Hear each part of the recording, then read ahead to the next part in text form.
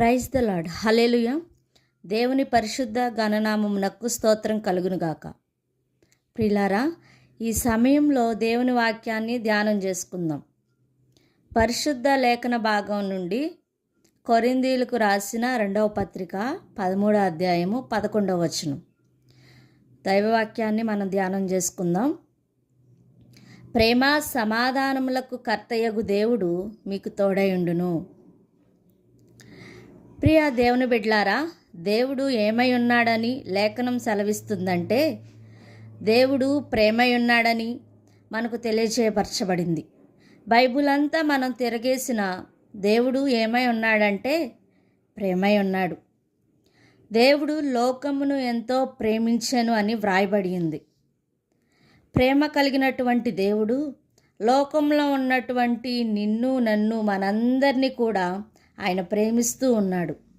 రెండవదిగా ఇక్కడ మనం చూస్తే సమాధానములకు కర్తయగు దేవుడు. ప్రియులార, మనం ఆలోచించాలి. దేవుడు సమాధానపరుడు.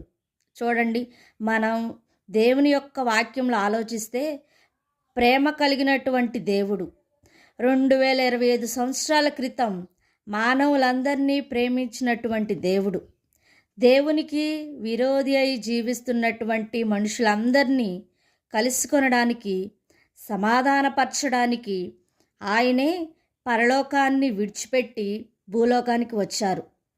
దేవునికి స్తోత్రం. ఆ సమాధానకర్తయగు దేవుడు, ఒక మాట ఉంది యెషయా గ్రంథంలో, ఆయన ఆశ్చర్యకరుడు, ఆలోచనకర్త, బలవంతుడైన దేవుడు, నిత్యుడగు తండ్రి, సమాధానకర్తయగు అధిపతి అని అతనికి పేరు పెట్టబడెను. ఆయనకు ఒక పేరు సమాధానకర్తయగు అధిపతి అని. ఎప్పుడు కూడా ఆయన సమాధానం కోరినటువంటి వాడు, సమాధానాన్ని కోరుకుంటాడు, ఆయనే సమాధానంగా జీవిస్తాడు. కాబట్టి ఆ ప్రేమ సమాధానకర్తయగు దేవుడు మనకు ఎల్లప్పుడూ తోడై ఉండాలి అంటే మనం కూడా ఈ లోకంలో ప్రేమతోనూ సమాధానంతోనూ జీవించాలి అని ఆయన మనల నుండి కోరుకుంటూ ఉన్నాడు. కాబట్టి దేవుడు మనకు తోడుగా ఉండాలి అంటే మనం ప్రేమతో ఉండాలి, ప్రతివారితో కూడా సమాధానం కలిగి జీవించాలి.